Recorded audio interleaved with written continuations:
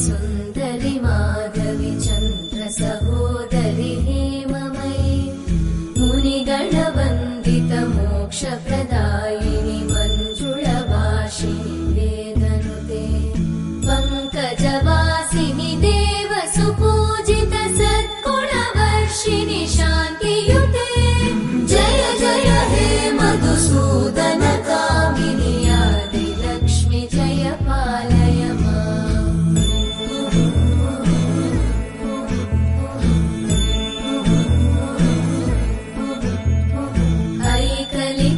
ऐकलिकल्मषनाशिनि कामिनि वैदिक